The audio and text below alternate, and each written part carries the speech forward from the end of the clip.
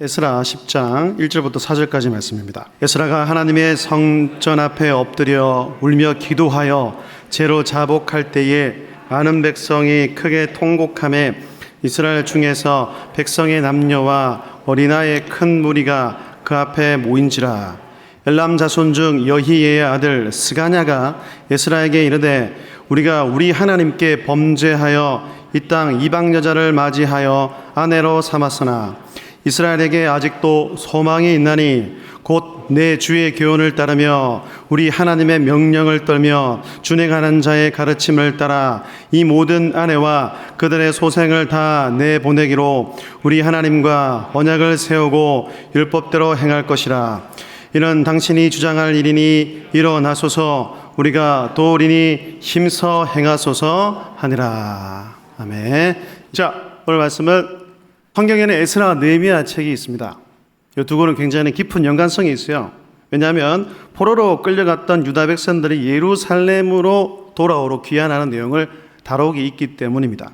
1차 때는 스룹바벨을 중심으로 돌아왔고요. 에스라는 2차 때 에스라를 중심으로 또 남은 그 포로로 끌려갔던 백성들이 돌아오게 되고요.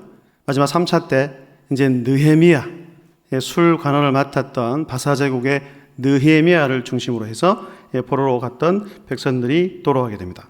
그럼 여러분, 왜 이스라엘이 멸망을 당하게 됐을까요? 왕국의 연대를 잠깐 살펴보면 이렇습니다. BC 1050년부터 이제 왕권을 하나님께서 인정하셔서 사울을 세우셨죠. 외우기 참 쉽습니다. 사울 40년 통치했고요. 다윗도 40년 통치했고요. 솔로몬도 40년을 통치했고, 솔로몬 때 정말 온갖 우상을 다 섬김으로 하나님께서 너무 화가 나셔가지고 두 나라를 쪼개서, 근데 결국 그들이 그 죄를 돌이키지 않아서 BC 722년에 아수르에 의해서 북이스라엘이 멸망하고 BC 586년에 바빌론에 의해서 남유다가 멸망했습니다. 그러니까 그들이 멸망을 당하고 하나님께 심판을 받았던 이유는 한마디로 말하면 뭐 하지 않았기 때문이죠?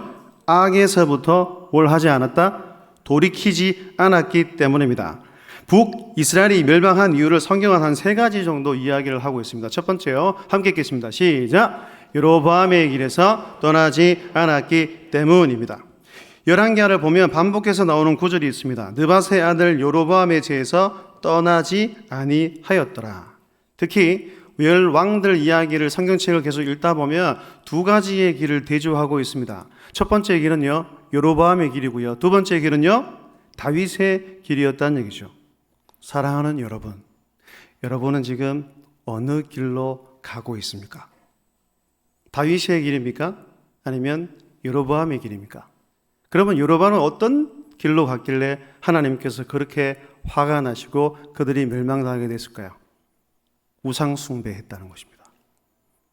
여로보암에 대해서 할 말도 많은데 그것까지 하면 오늘 설교를 한 1시간 정도 해야 될 것 같아가지고 넘어가도록 하겠습니다. 어쨌든 이 우상을 숭배하는 이 악한 길에서 그들이 깨닫지 않고 돌이키지 않았기 때문에 하나님께서는 그들에게 심판의 칼을 꺼내 드셨다는 겁니다. 두 번째는요, 하나님의 경고의 말씀을 무시했기 때문입니다. 이게 뭐죠, 여러분? 경고, 옐로 카드죠. 저도 축구를 좋아하니까 축구를 시청하다 보면 너무 거친 파울을 하거나 또 비신사적인 행동을 할 때는 심판이 이걸 딱 내밉니다. 경고, 다음에 한 번만 더 하면 퇴장이에요. 우리 하나님께서 수많은 선지자를 보내주셨어요. 스가랴서도 공부를 했잖아요. 스가랴 선지자뿐만 아니고 예레미야, 이사야, 그 수많은 선지자를 통해서 하나님께서는 말씀하시고 그들에게 악에서 돌이켜라, 내 명령과 율례를 지켜라, 선지자들을 통해 너에게 명령했던 말을 행하라고 했지만 그들은 듣지 않고 무시했다는 겁니다. 여러분, 우리 하나님 우리가 어떻게 할 때 가장 기뻐하실까요? 사울 왕을 통해서 지적하실 때 사무엘은 이렇게 이야기를 했죠. 듣는 것과 청종하는 것과 그 다음 뭐예요? 순종할 때 우리 하나님께서는 기뻐하시는 줄로 믿습니다. 사랑하는 여러분, 우리가 많은 업적을 안 해도 돼요. 우리 하나님 말씀을 듣고 순종하면 하나님이 기뻐하신다는 겁니다. 세 번째는요, 북이스라엘이 하나님의 은혜를 뭐 했기 때문이에요? 잊었기 때문이라는 것입니다. 여러분, 이 이스라엘의 어떤 역사를 한번 생각해 보십시오. 가나안 땅으로의 정과정을 한번 떠올려 보십시오. 그 한 단어로 설명하면 하나님의 은혜이지 않습니까? 특히 그 광야길, 광야는 낮에는 덥고 밤에는 춥고 먹을 것도 하나도 없는 그 땅 가운데서 하나님께서는 선택하신 그 이스라엘 백성들을 먹이시고 입히시고 지키시고 인도해 주셨습니다. 그런데 가나안 땅에 딱 들어가니까 정복한 이후에 땅을 다 나누고 배분하고 살만해졌습니다. 배불러졌다고요. 풍성해지자 그들은 하나님을 잊기 시작한다는 겁니다. 그것을 망각했다. 배은 망덕이라고 얘기를 하죠. 여러분, 우리는 한 곳만 바라봐야 됩니다. 이것처럼요. 해바라기는 태양이 뜨거운 것만 바라보죠. 그죠? 그래야 이 해바라기가 살 수 있기 때문입니다. 우리 주님의 성도와 백성들은 누구만 바라봐야 됩니까? 하나님 바라기, 주님 바라기, 하늘 바라기가 되어야 될 줄로 믿습니다. 함께 읽겠습니다. 시작. 망각하지 말고, 한 번 더 시작. 망각하지 말고 기억하라. 물론 우리 인생살이 살다 보면 잊어야 될 것들도 많습니다. 하지만 하나님께서 나에게 베풀어 주셨던 그 은혜는 잊으면 된다, 안 된다? 안 된다는 얘기예요. 날마다 기억할 수 있는 여러분들 다 되시기를 주의 이름으로 축복합니다. 그래서 북이스라엘은 멸망했어요. 그런데 그걸 보고도 진짜 더 나쁜 게 뭔지 아세요? 뭐 제가 첫 번째 아들이고 두 번째 아들 있잖아요. 예를 들어 세준이가 뭘 잘못했어요. 그 저한테 혼을 내요. 이렇게 하면 안 돼. 앞으로도 하면 정말 아빠 혼낼 거야. 근데 둘째 준혁이는 하면서 그대로 그걸 따라해요. 그럼 제가 세준이한테 화를 더 낼까요? 준혁이한테 화를 더 낼까요? 준혁이한테 화를 더 내죠. 남은 유다가 바로 이러했다는 얘기입니다. 그들이 어떻게 한 것을 보고 그리고 듣고 그렇게 해서 하나님께서 심판받는 것을 다 봤는데 정신을 못 차리고 하나님께서 136년 동안 더 기회를 주셨지만 정신 차리지 못하고 결국 망하게 되었다는 것입니다. 하지만 하나님께서는 예레미야 선지자를 통해 70년 포로 기간이 지나면 자유를 얻어 돌아오게 될 것이라고 말씀해 주십니다. 그게 예레미야 29장 10절에 기록되어 있습니다. 함께 읽겠습니다. 시작. 여호와께서 이와 같이 말씀하시니라. 바벨론에서 70년이 차면 내가 너희를 돌보고 나의 선한 말을 너희에게 성취하여 너희를 이곳으로 돌아오게 하리라. 아멘. 이루어졌을까요? 그대로 이루어졌을까요? 그대로 이루어집니다. 여러분, 우리 하나님은 약속하신 것은 반드시 지키십니다. 그걸 믿으십니까? 우리 하나님의 성품은 사람과 달라요. 거짓말이 없으세요. 신실하시다는 얘기입니다. 그게 에스라 1장 1절에 이렇게 기록되어 있어요. 제가 읽겠습니다. 바사왕 고레스 원년에 여호와께서 예레미야 입을 통하여 하신 말씀을 뭐 하시기 위해서? 이루게 하시려고 바사왕 고레스의 마음을 뭐 했다요? 감동시키심에 그가 온 나라에 공포도 하고 조소도 내려 이르되, 여러분, 그들이 포로에서 자유를 얻어 나올 수 있었던 그 이유가 무엇입니까? 여호와 하나님입니까? 고레스 때문입니까? 예레미야 때문입니까? 여호와 하나님이 이 일을 주도해 나간다는 것을 여러분 성경을 통해 우리는 발견해야 한다는 겁니다. 하나님께서 그 바사 페르시아 왕 고레스의 마음을 감동시키셔서 수룹바벨을 중심으로 수만 명, 성경에 보면 42,360명이 유다 백성들이 예루살렘으로 돌아오는 1차 귀환을 하게 됩니다. 연도로 따져보면 BC 538년에 그러니까 이 고레스 왕이 귀환을 명령했고 그 다음 해인 1년 뒤에 537년에 수룹바벨을 중심으로 예루살렘을 도착해서 그 다음에 2월 달에 성전 건축을 시작하게 됩니다. 도착하자마자 하나님께서는 첫 번째 할 일을 주시오. 그건 바로 무엇을 재건하는 일이었습니까? 성전을 재건하기 위해서요. 그런데 성경을 읽다 보니까 아니 그들이 더 안전하기 위해서는 성전보다는 뭘 더 지어야 됩니까? 성벽을 지어야 되잖아요. 그렇잖아요. 아직도 여전히 이방 나라의 왕은 되게 많습니다. 공격도 해올 가능성도 크죠. 그런데 하나님께서는 성벽이 아닌 성전을 지으라고 명령을 하십니다. 사랑하는 여러분, 성전은요 이스라엘의 정체성을 보여주는 것입니다. 누구의 백성인지, 누구를 통해 구원을 얻었는지, 또 누구를 섬기고 또 누구를 알아가야 그들이 은혜와 복을 누릴 수 있는지를 알게 하기 위해서 하나님께서는 성전을 먼저 지으라고 말씀하셨습니다. 그들이 무너졌던 영적 상태를 먼저 회복하는 것이 우선이었다는 얘기예요. 여러분, 성전에서 무엇을 합니까? 춤추는 놉니까? 아니죠. 지금으로 말하면 뭘 드려요? 예배를 드리는 것입니다. 여러분, 그래서 우리가 드리는 이 예배가 너무나 소중하다는 사실을 여러분들이 잘 기억해 주셨으면 좋겠습니다. 예배를 함부로 드리면 안 됩니다. 가볍게 생각하셔도 안 됩니다. 졸릴 수는 있죠. 그런데 과연 여러분도 스스로 한번 질문해 보십시오. 내가 진짜 이 주일 예배를 드리고 나오기 위해서 어떻게 준비하고 있는가? 그러니까 내 마음에 정말 하나님을 향한 간절함이 있는가? 특히 주일 예배 나와서 여러분, 우리는 각인해야 돼요. 내가 하나님의 언약의 백성임을 이 예배 시간을 통하여서 다시 한번 깨닫게 돼야 된다는 거예요. 내가 잘못 살았구나. 근데 예수 그리스도의 보혈로 말미암아 또 하나님께서 나를 죄를 씻어주시지, 또 나에게 은혜를 공급해 주시지, 그 은혜를 가지고 내 이따 일주일에 나가서 우리 인생을 원래부터 토요일까지 살아내는 것입니다. 세상 사람들은 월요일이 첫날이라고 하지만 우리는 아니에요. 주일이 첫날이에요. 주일부터 한 주간이 시작되는 것입니다. 소원하기는 정말로 우리 이 예배가, 우리 이 교회, 이 모든 민족 교회의 예배가 살아있는 예배가 될 수 있기를 주의 이름으로 축복합니다. 힘있게 예배를 드리고 힘있게 찬양하십시오. 우리 하나님 우리를 구원하시고 지금까지 인도하셨는데, 그리고 우리가 영적으로 소통할 수 있는 그 방법이 바로 예배인데 예배를 절대로 소홀히 드리시면 안 된다는 것입니다. 근데 하나님께서 계획했던 이 성전이 중단되는 사건이 일어납니다. 4장 1절을 보시면 사로잡혔던 자들의 자손이 이스라엘 하나님 여호와의 성전을 건축한다 함을 유다와 베냐민의 대적이 듣고, 여기서 유다와 베냐민의 대적이라는 것은 사마리아 사람, 그 전에 살았던 토착민을 의미합니다. 그래서 이 대적자들이 일어나서 그들의 공사를 방해한다는 얘기죠. 여기서 알 수 있는 것은 아무리 하나님께서 계획하신 일이지만 마귀의 방해가 있다 없다? 있다는 얘기예요. 우리 살아가는 현장에도 마귀의 방해가 얼마나 많습니까? 지금도 우리 교회가 행복나눔 축제를 하는데 마귀가 제일 싫어하는 게 뭐냐 하면 영혼이 하나님께로 돌아오는 거거든요. 그래서 전도 절대 쉽지 않습니다. 그래서 전도할 때 뭐부터 하라냐 하면 기도부터 하라는 얘기예요. 이게 영적 전쟁이기 때문입니다.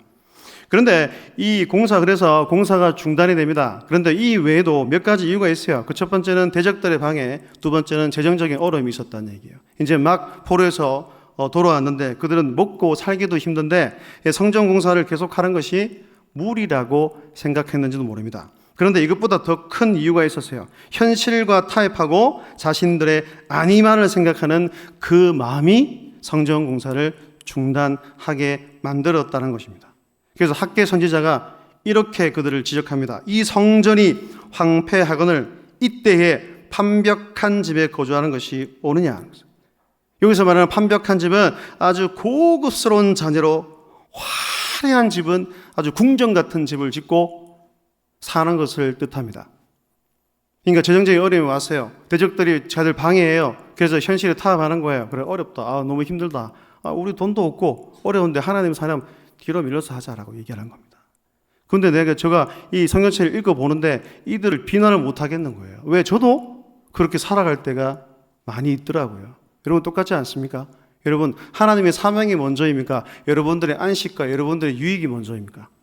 물론 이분 하나님의 뜻과 하나님의 사명이라고 얘기하지만 그렇게 살아가지 않을 때가 저나 여러분들이 얼마나 많이 있습니까?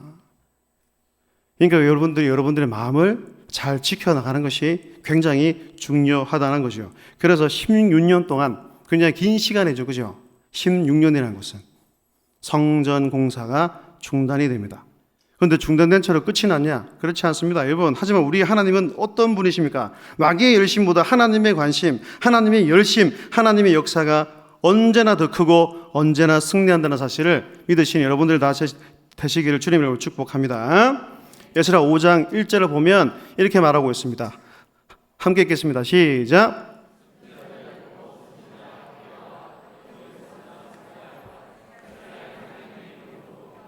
예루살렘에 거주하는 유다 사람들에게 예언하였더니 중단된 상태에 있는 것을 하나님께서는 그냥 놔두지 않으셨다는 얘기예요.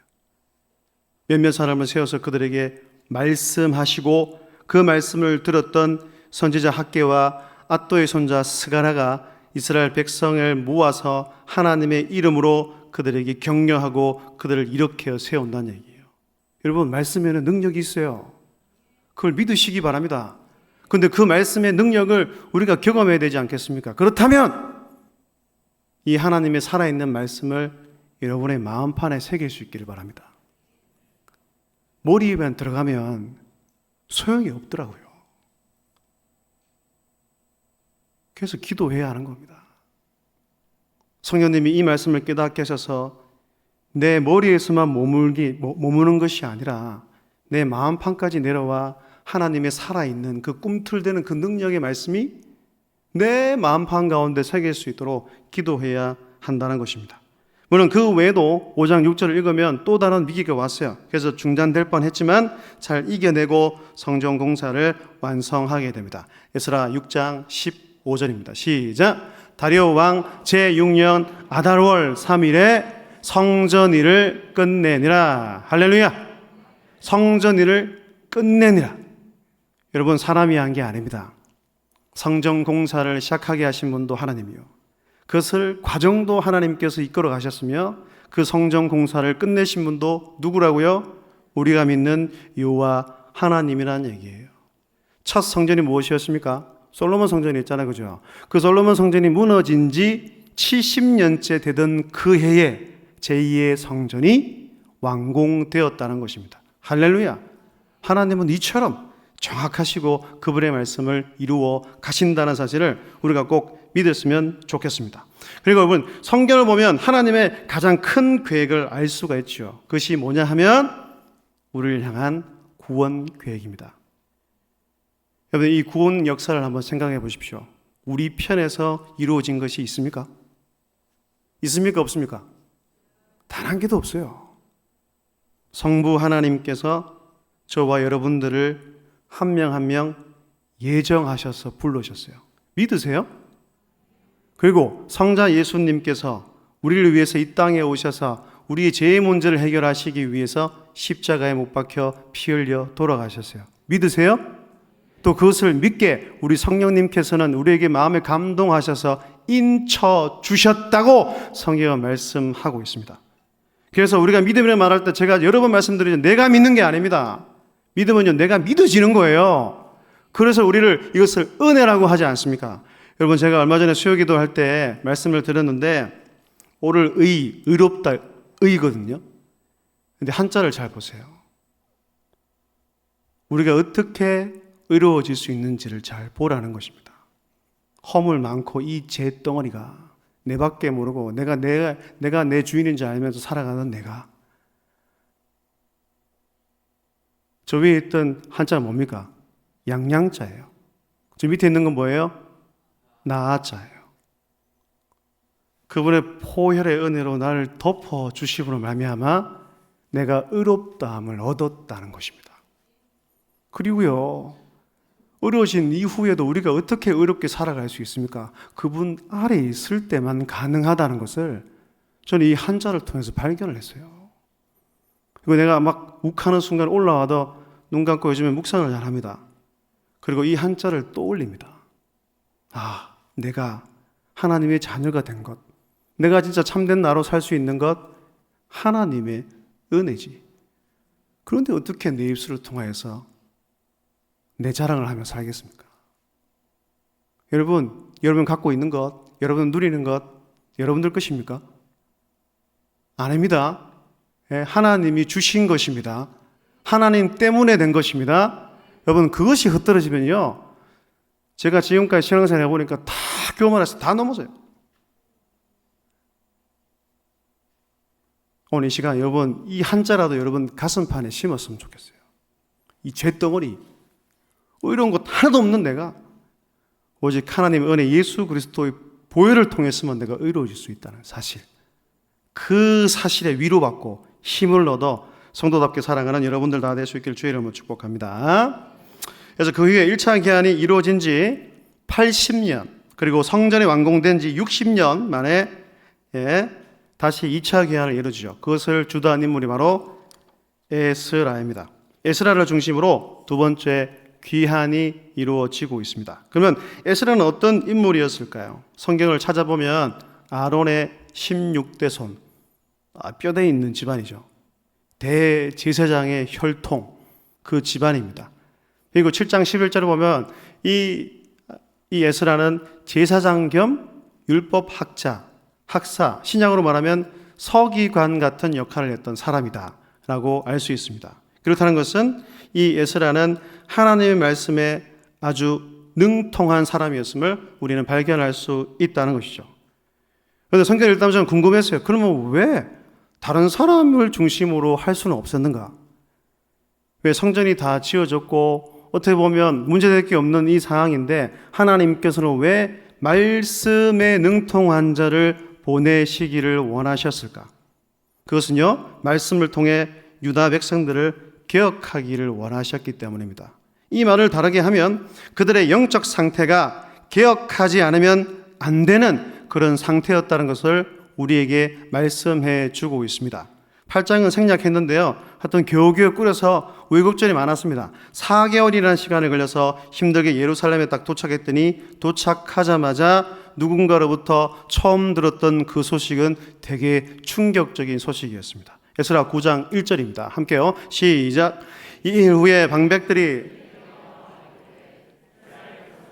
제사장들과 레위 사람들이 이 땅 백성들에게서 떠나지 아니하고 가나안 사람들과 헷 사람들과 브리스 사람들과 여부수 사람들과 모압 사람들과 애굽 사람들과 아모리 사람들의 가증한 일을 행하여. 여기서 말하는 가증한 일이 무엇일까요? 세번역 성경은 이걸 이렇게 번역하고 있습니다. 이방 사람들이 하는 역겨운 일을 따라서 행했다는 겁니다. 가증한 일, 하나님께 보시기에 가장 가증한 일이 뭡니까? 2절에 이렇게 기록됐어요. 2절도 함께요. 시작. 그들의 딸을 맞이하여 아내와 며느리로 삼아 거룩한 자손이 그 지방 사람들과 서로 섞이게 하는데 방백들과 고관들이 이 죄에 더욱 으뜸이 되었다 하는지라. 그것은 이방인들과 통혼하는 것이었고, 이방인들과 통혼함으로 말미암아 또 뭘 했어요? 하나님이 제일 싫어하시는 뭘 했다는 거예요? 우상 숭배를 했다는 것입니다. 그런데 더 충격적인 게 뭐예요? 방백들과 고관들, 지금 말하면 영적 지도자들이 이 죄에 더욱 으뜸으로 앞서서 앞장섰다라고 말하고 있습니다. 여러분, 우리가 살아가는 세상은 되게 악하죠. 그런데 왜 이렇게 악해졌을까요? 하나님의 나라의 관점에서 한번 봅시다. 하나님의 나라의 관점에서 보면 교회가 우선일까요? 이 세상이 우선일까요? 1번 교회, 2번 이 세상. 1번, 2번, 1번이에요. 1번. 하나님 나라 관점에서 하나님께서는 교회를 먼저 보신다고요. 저는 요즘 그렇게 생각합니다. 왜 이렇게 세상이 타락해졌을까? 교회가 타락했기 때문이에요. 교회가 세속화됐기 때문이에요. 또 그 교회를 이끌어간 저 같은 목사 사람이 정신을 못 차리고 하나님이 기뻐하시는 일을 하지 않고 자기가 주인 되어서 잘못된 것을 했기 때문이라고 저는 생각을 합니다. 여러분, 율법을 보면 몇 번을 하나님께서 경고하셨어요. 이방인들과 통혼하지 마라. 왜 결혼하지 말라 통혼하지 말라 하냐면 솔로몬을 통해서 이렇게 경고하십니다. 그들이 반드시 너희의 마음을 돌려 그들의 신들을 따르게 하리라 하셨으니 솔로몬이 그들을 사랑하였더라. 우리 모두가 다 아시잖아요. 솔로몬의 아내가 몇 명이었어요? 1000명이에요. 1000명. 온갖 잡다한 신이 거룩한 그 땅에 혼합주의, 다원주의가 막 판을 쳤다는 얘기입니다. 여러분, 사람의 본성은 악합니다. 이들이 하나님께서 또 기회를 주시고 또 은혜를 베푸셔서 돌아가게 하시고 성전을 건축하게 하고, 성전 건축할 때 읽지는 않았지만 막 그들이 막 감격하고 막 예배드리고 그런 모습이 또 사라졌어요. 그런데 이게 우리의 모습이잖아요. 이게 우리의 모습이, 이 목사의 모습이더라고요. 그런데 이 말을 들은 에스라는 억장이 무너집니다. 어떻게 이럴 수가 있을까? 그런데 억장이 무너진 채 자포자기하고 그대로 가만히 있지가 않았습니다. 그들의 죄를 안고 기도했어요. 기도. 이게 저는 진짜 참된 중보자의 마음이라고 생각을 합니다. 지도자나 우리 성도들이 여러분 이 세상을 향하여 나의 죄라고 여길 수 있는 마음이 드실 수 있기를 바랍니다. 진짜 지도자, 영적 지도자는 그렇게 기도하더라고요. 에스라 이번 주 수요일 날 살펴보게 된 느헤미야도 똑같잖아요. 자신의 죄로 여기고 있다는 겁니다. 그렇게 울면서 죄를 자백하며 기도하고 있는데 어떤 한 사람, 스가랴라는 사람이 와서 이렇게 이야기를 하는 겁니다. 함께요. 10장 2절입니다. 시작. 엘람 자손 중 여히의 아들 스가냐가 에스라에게 이르되 우리가 우리 하나님께 범죄하여 이 땅 이방 여자를 맞이하여 아내로 삼았으나 이스라엘에게 아직도 소망이 있나니. 할렐루야입니까? 제 주위에 이 스가냐 같은 사람이 많았으면 좋겠습니다. 앞으로 어떤 목회의 과정에 목사님 괜찮습니다. 하나님 기뻐하시는 일이면 하면 됩니다. 여러분 제 말을 따라하겠습니다. 대한민국 아직 소망이 있습니다. 작은데요. 대한민국 아직 소망이 있습니다. 한국교회 아직 소망이 있습니다. 모든 민족교회 아직 소망이 있습니다. 믿으십니까? 근데 여러분 곰곰이 생각해 봅시다. 이렇게 타락하고 심판받아 마땅한 인물인데 여러분 한국교회가 어떻습니까? 제가 어릴 때만 비교해봐도 제가 자주 말씀드렸지만 영적인 수준이 굉장히 많이 내려왔습니다. 목회자인 저도 마찬가지로 제 아버지가 했던 것들을 비교하면 기도의 그 절반도 못하고 있는 것 같아요. 영적 수준이 갈수록 학력은 높아지는데 갈수록 영적인 상태는 더 좋지 않아지고 있다는 얘기예요. 우리 대한민국도 마찬가지죠. 그럼 우리 교회는 어떻습니까? 물론 다른 교회에 비해서 잘하는 것도 많죠. 근데 진짜 잘 기억하세요. 하나님은 상대적인 평가를 하지 않으십니다. 그분의 가치와 그분의 기준으로 절대적인 가치를 하신다는 겁니다. 사람은요, 그래도 내가 저 사람보다 예배 더 많이 참석하고 헌금 더 많이 하니까 내가 더 낫겠지 이런 생각을 하죠. 하나님은 그렇게 보지 않는다는 거예요. 그분의 개념과 그분의 가치관과 그분의 기준으로 교회들을 바라보고 계신다는 것을 우리가 반드시 잘 기억해야 됩니다.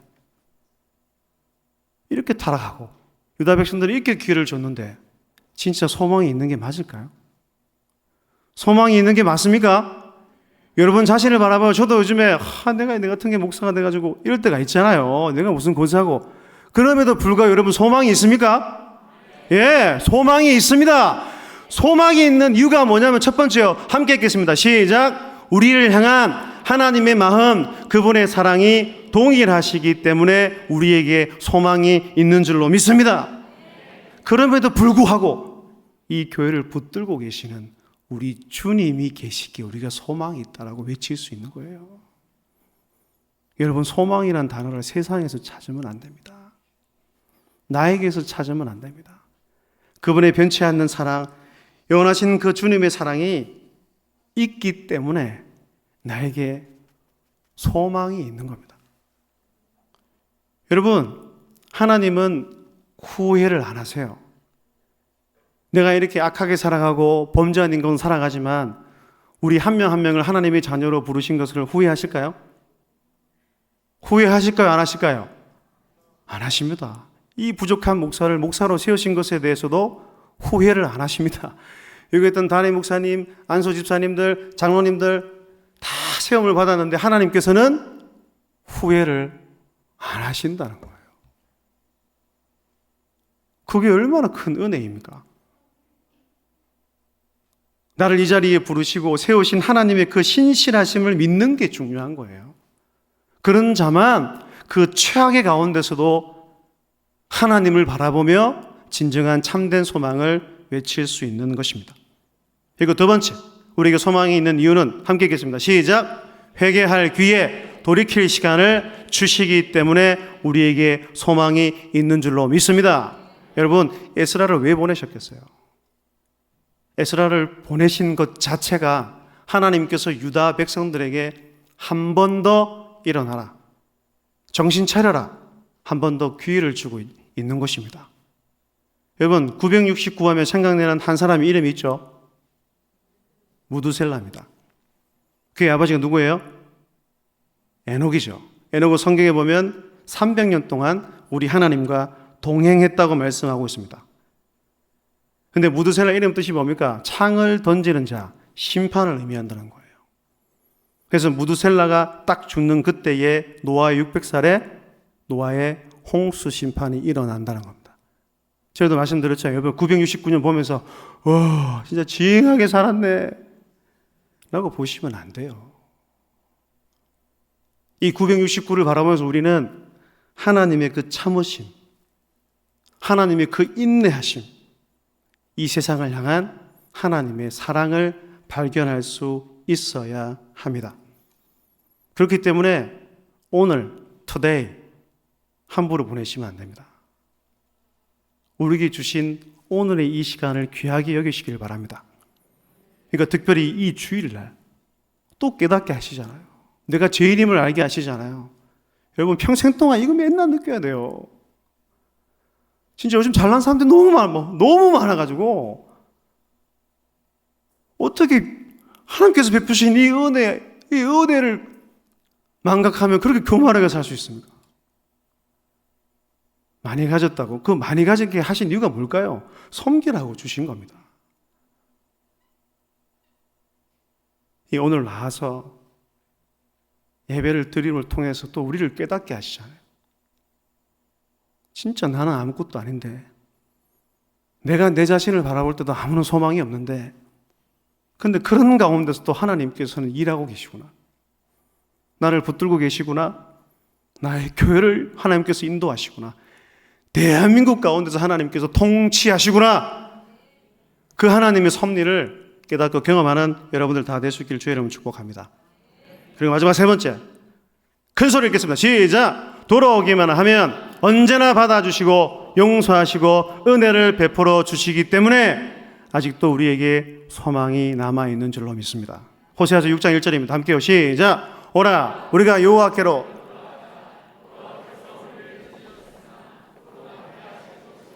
우리를 치셨으나 싸매어 주실 것이요. 요한일서 1장 9절 시작! 만일 우리가 우리 죄를 자백하며 미쁘시고 의로우사 우리 죄를 사하시며 우리를 모든 불의에서 깨끗하게 하실 것이요. 할렐루야. 믿으십시오. 돌이키면 됩니다. 회개하면 됩니다. 그 하나님의 사랑은 영웅무궁해서 그 마음을 돌이키고 돌아올 때 하나님께서 우리를 받아주십니다. 용서해 주십니다. 은혜를 베풀어 주신다는 것입니다. 답은 하나님의 은혜입니다. 은혜로 덮어주셔야 돼요. 이 교회를, 여러분들의 가정을, 이 목사를, 여러분들의 자녀를. 그래서 주일 예배 잘 드리고 세상에 나아가서 맨날 주님 잘 만나세요. 또 말할게요. 수많은 업적 이루는 것 중요하지 않습니다. 하나님은 우리를 만나기를 원하십니다. 언제요? 이 주일에도 만나고 끝난 게 아닙니다. 우리 성도님들, 사랑하는 가족 여러분, 우리 어르신들, 제가 계속 얘기하던 소망구역 때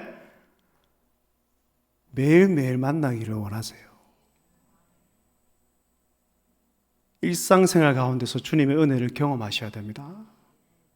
그게 참된 성도로서 살아갈 수 있는 비결이에요. 그렇게 살아보십시오. 안 믿는 사람들이 어떻게 생각할까요? 저도 딜레마가 빠진 적이 있어요. 와, 어떻게 수십 년을 그렇게 교회를 다녔는데 똑같노? 그러면 말씀을 들었어도 지금 수천 번을 들었을 건데.